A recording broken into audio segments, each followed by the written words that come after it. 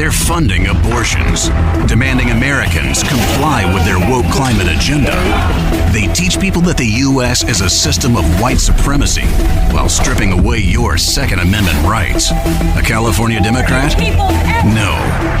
It's Bank of America under CEO Brian Moynihan. There's enough people pushing political agendas in America. Your bank shouldn't be one of them. Bank of America. Their lies start with their name. Who helped cause soaring gas prices? BlackRock. Who contributed to outrageous housing prices? BlackRock. BlackRock and Larry Fink spent years harassing oil and gas companies, making them divest from fossil fuels. Now you feel the pain. And BlackRock-owned companies are snatching up houses, crippling families.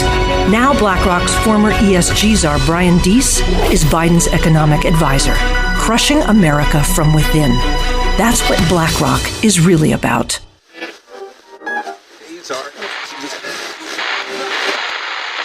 No fear, no political correctness, no wokeism. You're listening to Underground USA.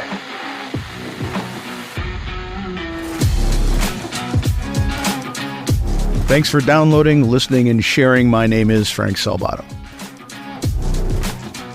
With the release of Special Counsel Robert Hur's report on President Biden's handling of classified documents, it appears we are once again facing a Hillary Clinton-James Comey moment, where everyone was outraged that Clinton wouldn't be held to account for blatantly violating the Espionage Act and then defying the Justice Department by destroying evidence on her private server. The American people should be doubly outraged at Hur's conclusion not to recommend legal action against Biden. Hur's special counsel investigation, quote, uncovered evidence that President Biden willfully retained and disclosed classified materials after his vice presidency when he was a private citizen, unquote. This is an uncontrovertible violation of the Espionage Act and a crime that anyone else but Clinton would be charged for. Yet, it was announced that the Justice Department will not charge Biden in the matter, Hur stating no criminal charges are warranted. So what was the basis for letting Biden skate on committing a crime that is not far from the seriousness of treason? As Hur put it in his announcement, quote, we have also considered that, at trial, Mr. Biden would likely present himself to a jury, as he did during our interview of him, as a sympathetic, well-meaning elderly man with a poor memory. Based on our direct interactions with and observations of him, he is someone for whom many jurors will want to identify a reasonable doubt. It would be difficult to convince a jury that they should convict him, by then a former president well into his 80s, of a serious felony that requires a mental state of willfulness, unquote. Two immediate points come to mind. First, unless Hur is a soothsayer or can see into the future, unless he's an omnipotent being, he can't know what a jury will think or do. Therefore, his contentions about the jury are all speculation and should not be considered in calculating whether or not the Justice Department should pursue any prosecution of Biden in the matter. Second, unless Hur is a board-certified physician qualified to diagnose cognitive disorders, his opinion on the mental state of the president is irrelevant. In fact, his non-expert testimony, via his comments, complicates matters where the public and the elected representatives' consideration of the execution of the 25th Amendment is concerned.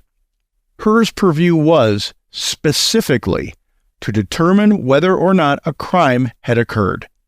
His report, in conclusion of his investigation, determined a crime was committed. Therefore, Hur has to report that fact to his superiors and reserve his personal opinions for bravado sessions with his friends. His opinions on the matter are irrelevant. Only the facts uncovered are relevant. So, for the second time in less than 8 years, senior members of a presidential administration who do not enjoy presidential immunity are not charged with crimes they did in fact commit. Where Biden was found to have illegally held classified documents, Clinton was found to have illegally held classified documents as well. Comey said in his final determination, quote, "Although we did not find clear evidence that Secretary Clinton or her colleagues intended to violate laws governing the handling of classified information, there is evidence that they were extremely careless in their handling of very sensitive, highly classified information. There is evidence of potential violations of the statutes regarding the handling of classified information," unquote. Now, given the kid gloves with which Clinton was handled and Biden is being handled, and how the administration of justice is being obstructed, how is it even possible to attempt to deny Donald Trump his right to be on any state presidential election ballot when he has already been acquitted of the charges claiming insurrection? Colorado's Supreme Court used the basis of Donald Trump being guilty of insurrection to move their ridiculous claim through the process that saw that state attempt to remove Trump's name from the ballot. That determination was also used in Maine, where a totalitarian Secretary of State unilaterally attempted to remove Trump from that state's ballots. The determination, unadjudicated, is the basis for the entire argument to disqualify Trump from any ballot for the 2024 general election.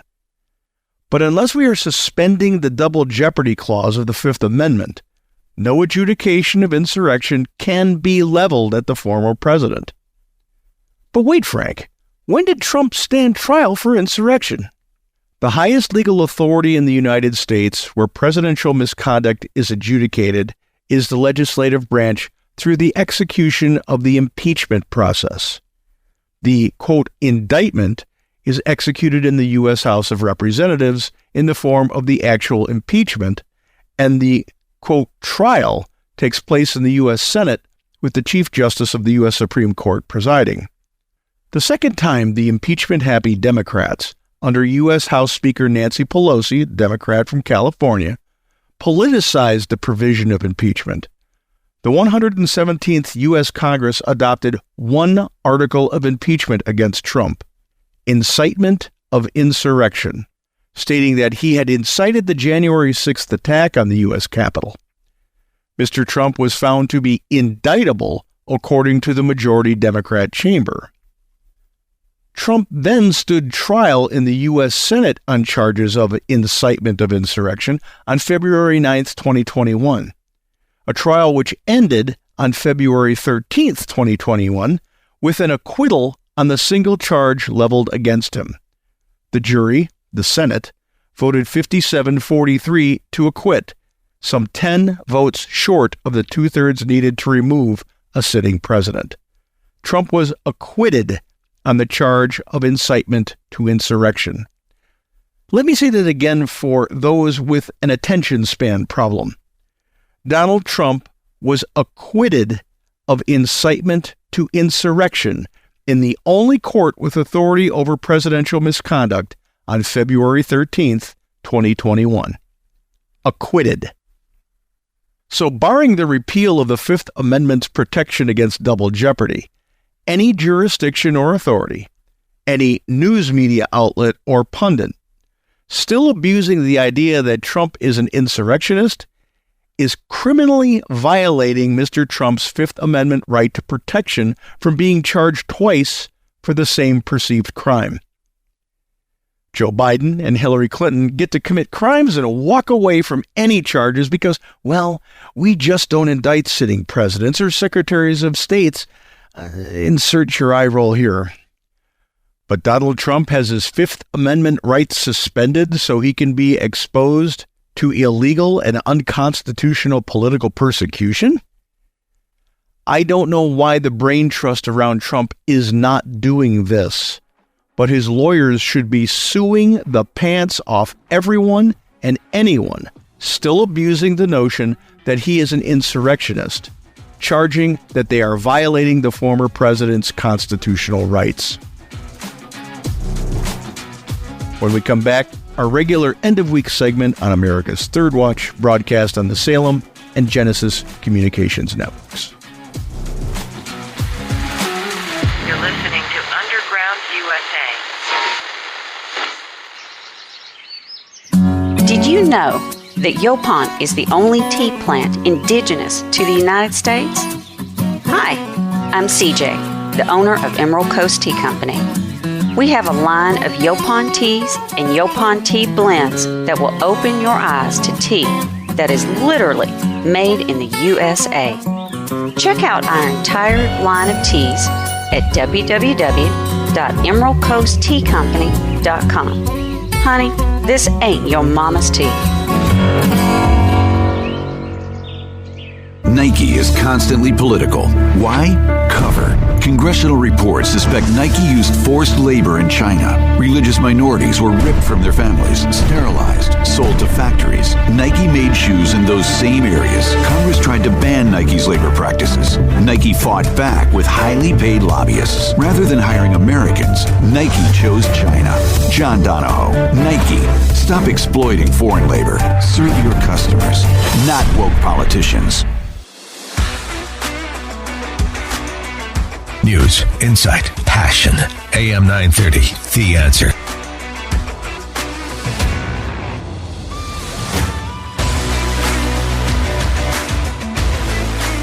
It is the Friday/Weekend edition, and we've got Frank Salvato, our good friend, of course, from undergroundusa.com, also author of the book Nullification, and I want to say good morning, Frank.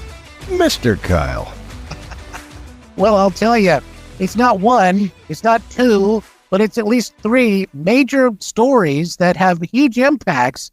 And so I'm just going to say, where would you like to start first? We've got the Joe Biden, we've got the Trump Supreme Court thing, and also the decision in Hawaii, which I've been meaning to ask you about all day. All right, guy, I think we got to start with the Joe Biden thing and the and her saying that he's guilty of willfully taking documents and possessing them, but he's just such an old frail guy. I don't think we should pursue charges. We should just let the old man alone. I mean, you can't make this up. I mean, if this was a movie, nobody would believe it. The statement in that determination is he willfully removed top secret and classified documents. That means a crime has been committed.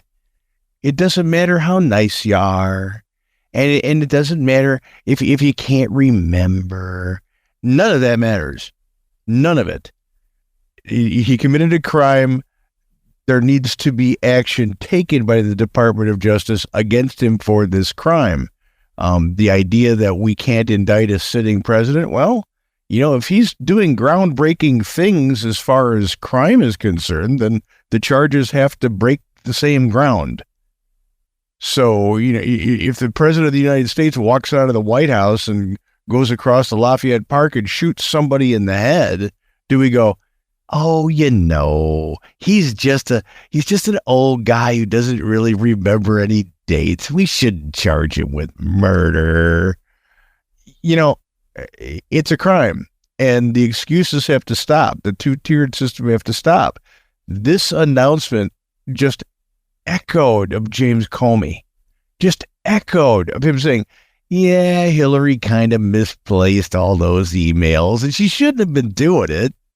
She shouldn't have had it on a server that was not secured by the United States government. I know she did it, but she's Hillary, Yeah, and no jury would ever convict her, or no prosecutor would prosecute this, or some other such thing.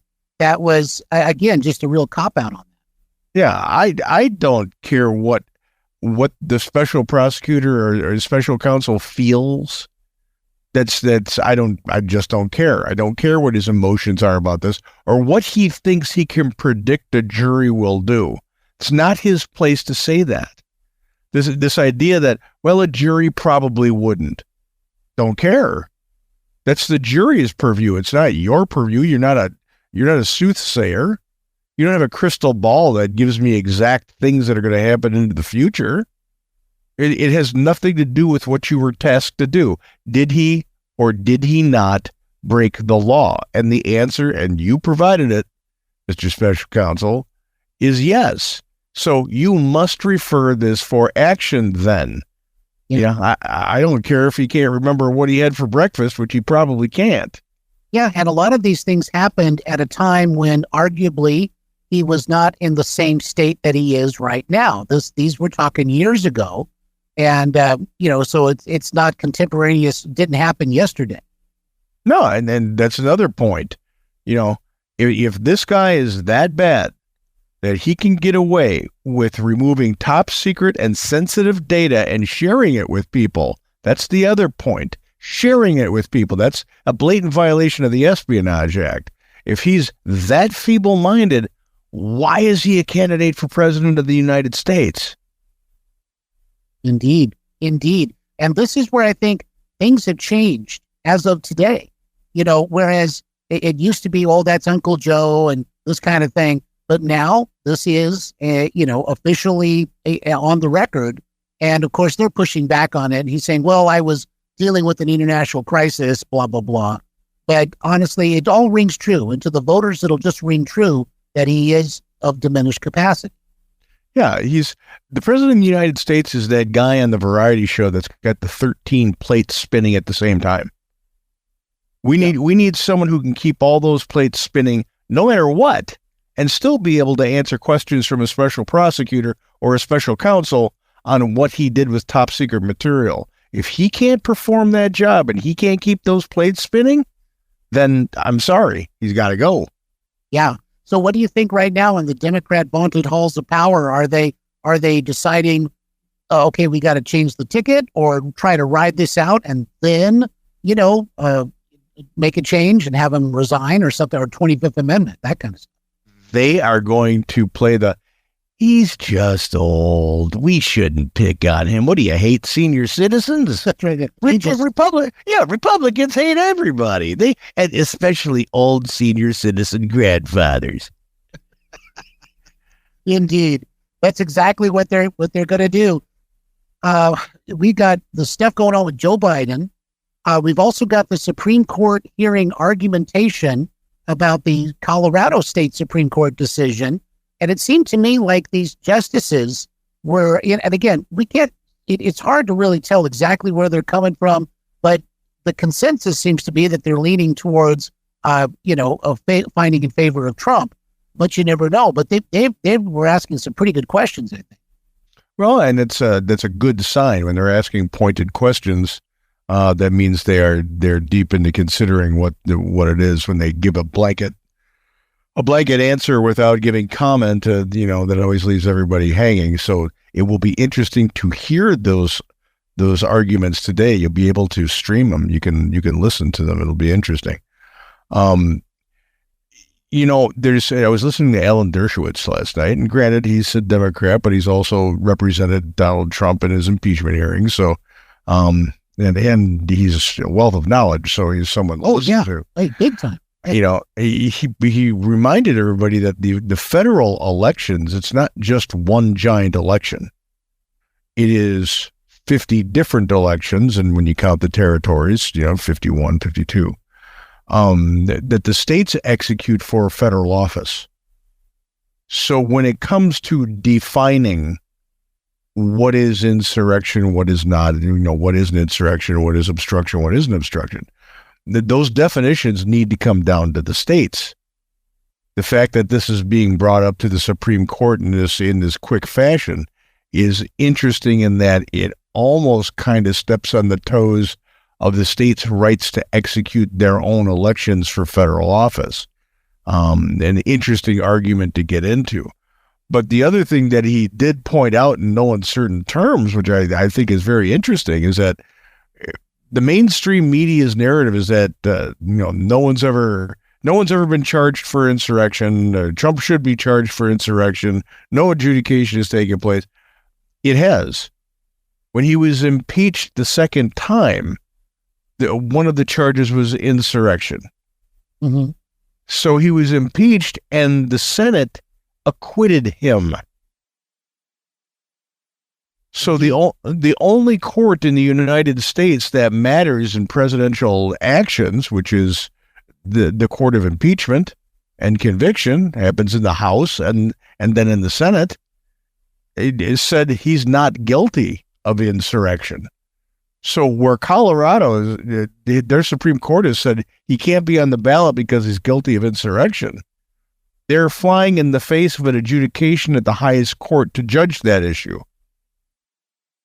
That is very, very astute. Absolutely. And, go ahead.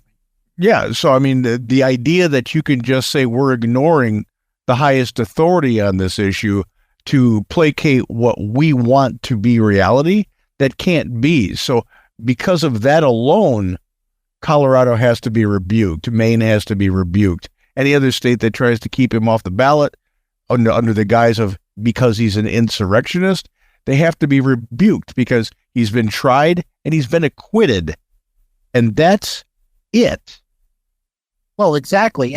But they've got this 14th Amendment, Section 3, and they're willing to just kind of, and again, this whole thing was put together at the end of the Civil War, I think, for a pretty specific purpose. Now, these days, if someone raised an army and tried to attack militarily and cause an insurrection in that regard, well, this might really apply. But to make a speech, and you can say, well, was it a good idea to go out and make that speech? But it was a protected speech, and it was not an armed insurrection against the government. It was a bad riot that went very bad, we understand.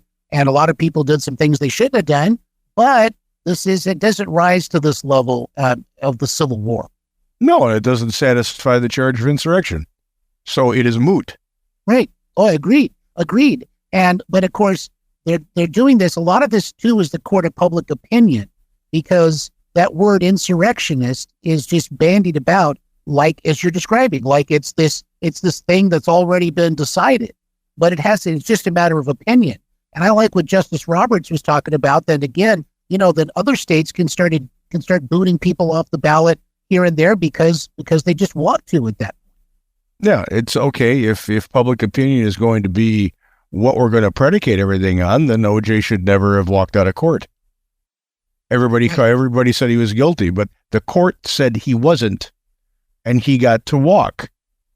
So we can't allow the rule of law to be usurped by the court of public opinion. We're not qualified. It's not the way our country works. We've been getting away from being a country of laws and not of men for a very long time. Whether it's because of regulatory courts, which I think are an abomination, or because the judiciary has been politicized to a point where they check with the DNC before they charge somebody. If a crime has been committed, then you have to pursue the laws. So it not only does it make this charge of insurrection laughable when it comes to trying to deny people their right to vote for who they want to vote for, because that's exactly what this is. And it's exactly what they're doing with this, is trying to remove opposition from the ballots, but also with things like Joe Biden. And we're just not going to charge him because it's just Sleepy Joe. He's out there having some ice cream in his pajamas and breaking the law, but he's just Joe. We're not going to charge him. The Hillary Clinton pass. And let's make this clear, too. There's a difference between the President of the United States taking classified documents and deciding later whether or not he wants to declassify them or not, and a Vice President and Secretary of State. They don't have that kind of immunity. Indeed, you're right about that. Yeah. So Hillary Clinton and Joe Biden as Vice President, they committed crimes. And the Justice Department and our system of justice failed the American people into giving us our day in court against people who transgressed the law and transgressed the sovereignty of the people. Right. Well, now, one of the only remedies that the people have here, beyond prosecutions and things like that, is to go vote these people out of office, or vote, don't keep electing people like this. Don't, in other words, you send them packing. That's really the only remedy the people have at the ballot box. Yeah, and don't give them the time of day. Why is Hillary Clinton still important? She's not. She's a two and a half three-time loser who doesn't have a likability rating. People have been telling her she's so smart for so long. She's bought into it. She's really nothing important right now. She's a bitter woman who lost elections and won't let go and refuses to believe that the world can go on without her. Well, indeed. Well, where the Supreme Court, this upcoming decision about the Trump being on the ballot, I'm just bracing myself for the calls, and I think they're already starting up. The court is illegitimate, if they find for Trump, basically. And we got to pack the court, or we have to have term limits, or we got to impeach the justices. It'll go on and on. And if the Constitution-loving people are on top of this to get added to the narrative, the second those screams starts happening, they will start talking about how the left always rapes the Constitution to get what they want, and have been doing so since the 1900s and Woodrow Wilson. They have to abide by the rules. They can't keep changing them in the middle just to make sure that they win. Saul Alinsky is not on the U.S. Supreme Court. Right. By the way, there are people out there saying, well, of course, if Trump is kept off the ballot, it'll these MAGA people will be out there doing this and such. But last time I checked, it was the left that goes to protest at the homes of the Supreme Court justices because they don't like the way they, quote, voted on. Yeah. MAGA people don't go out and set things on fire and set up chop zones in Portland. Right. The autonomous zone. Well, Frank, we do have the phone lines lighting up like you wouldn't believe. So callers, we're going to go sort of rapid fire here, so we make sure we get everybody in this morning as best we can. Do you feel like taking a couple of calls, Frank? You bet. All right, here we go. Well, let's start off. We got Rick in Tampa this morning. Good morning, Rick. You're on with Frank Silvato. Good morning. Good morning, Frank. Been waiting to talk to you again, and this is the perfect time to do it. Let me get to it. Sure. Sink our teeth into Biden's butt and everybody else's butt on the Democratic side. First place, the doddering old man needs to go. He's 25th Amendment, and it's the perfect opportunity. Let's get him out, take the Democrats away from their identity politics, give them what they want. Let's give Kamala the first female president role. It'll terrify everyone in this country past the second grade. It will freak people out. Mm-hmm. We need to know who is running this government. And that's one way to find out. Good point. Won't be able to avoid it.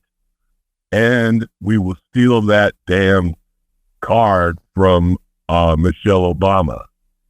And there's just no losing that. Nobody's going to let her anywhere near a damn butt. And I think it's a perfect time to do that. The Democrats can't dispute the truth. And Dershowitz is right. He's been tried and found not guilty of insurrection. So game over on that point. Good point. But, we appreciate it very much. Yeah. Yeah. I just think that's the way to go with that. I think about it. There's a lot of layers that, it's worthy of some deep thought. Indeed. Well, Rick in Tampa, we appreciate the call very much. You have a great weekend. We'll talk to you again real soon. You as well. Bye-bye. All right. So Rick in Tampa, everybody, what do you think, Frank? Well, not to play devil's advocate. I agree with everything that Rick said, but to play devil's advocate, they put in Michelle Obama as vice president. Kamala shows everybody her behind.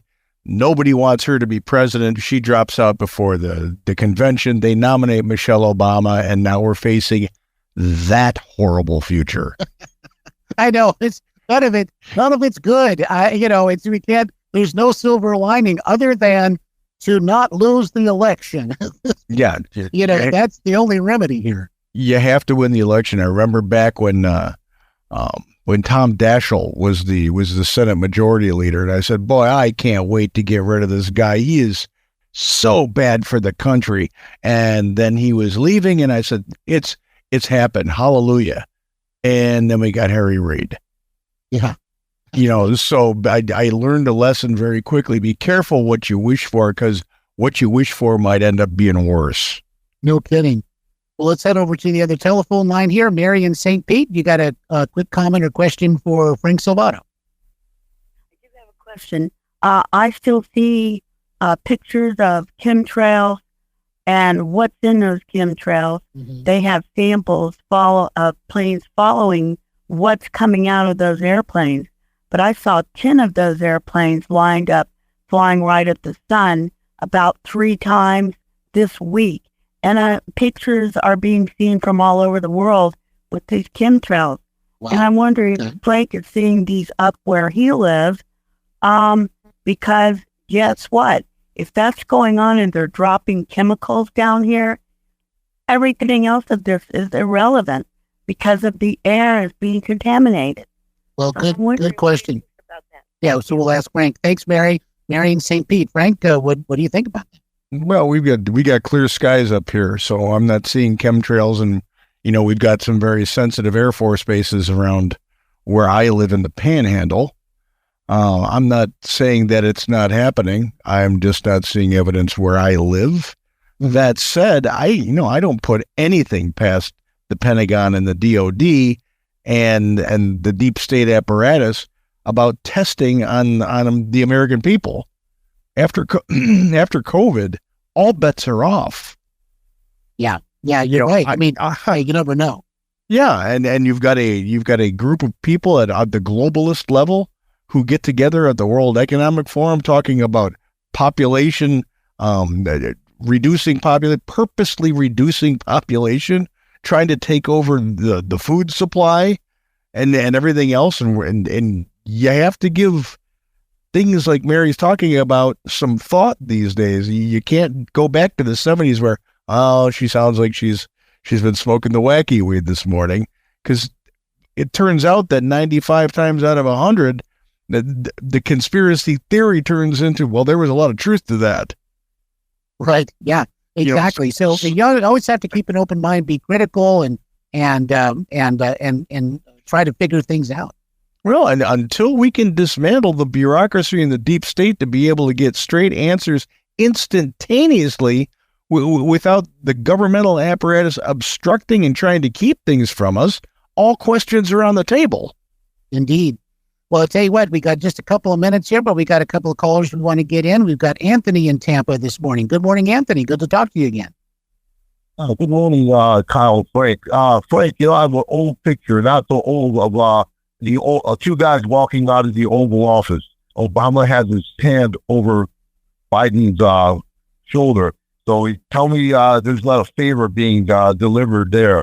It's obvious. So, but it's interesting what you commented about not holding bars on bashing Biden, because so far as conservative radio is concerned, amazingly, it's 4 black conservative talk show hosts who are not holding back on delivering the goods on this guy. They know the background of the old segregationists. And let's not forget about 1977 article about him not wanting his kids in schools with the jungle crowd. So you tell me he's not a racist in office? Give me a break. Second of all, in the Super Bowl, let's remember there's only one national anthem in the United States. Thank you so much. All right. Thanks, Anthony in Tampa. Appreciate the call. Yeah. What do you think, Frank? Yeah, I on the last point, absolutely agree. We don't have a white national anthem or a black national anthem. That's racist. To say that we're going to play a black national anthem, that's racist, and the NFL should be called on it. Well, in these days, right, it's e pluribus unum, and that's every if people are Americans. It's hard to make a distinguish of any separate group that would have a separate anthem of any kind. Yeah, if we go down that road, you're never going to see the game, because you're going to have 18 different national anthems to actually have played. So this ridiculous identity politics game that the left is playing, it's time for it to be over. Let's move on.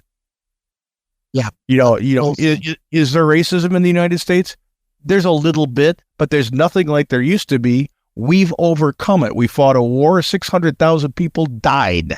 There's your reparations, period, dot. Now, stop looking at the color of people's skin. Start looking at the content of their character. It doesn't matter what color a person's skin is if they're going into an iPhone store and ripping off all the iPhones and walking out because a prosecutor paid by George Soros doesn't want to prosecute.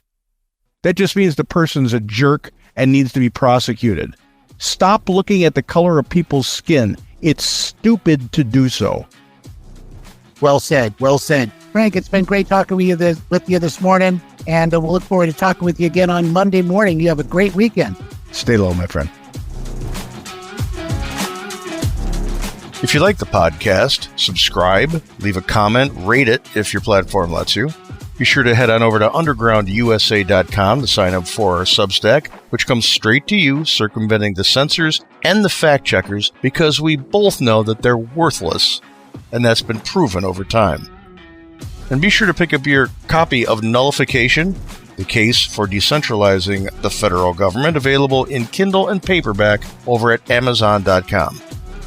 You're listening to Underground USA. My name is Frank Salvato, and we will be back right after this.